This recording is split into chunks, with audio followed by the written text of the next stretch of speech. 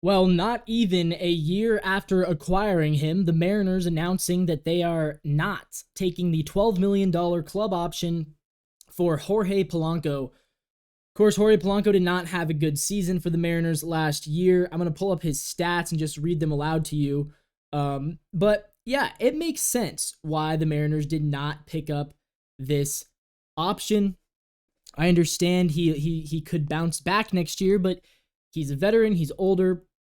He's gone through a lot of injuries in his career, including last year when he was very injured. Last season, he did put up 1.4 wins above replacement, the lowest, though, of his career since 2019 in a full season.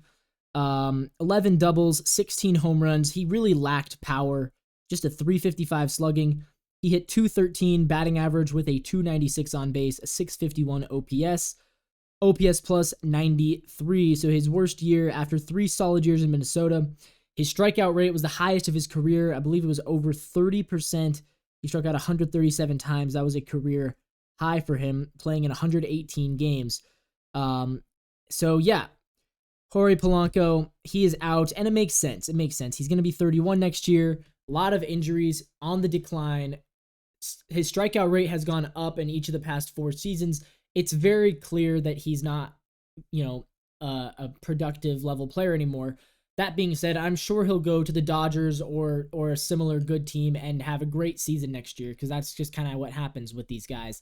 But the Mariners not going to pay him $12 million, and that's the right call, right? You don't want to pay $12 million to a declining veteran, injury-riddled guy. That's just a waste of money. The Dodgers, Yankees, Mets, they can afford it, right? The Mariners can't. We're working on a budget here. And we already have to pay Mitch Garver a lot of money to be a backup catcher and not be very good. And we already have to pay Mitch Haniger a lot of money to probably not even play for the team.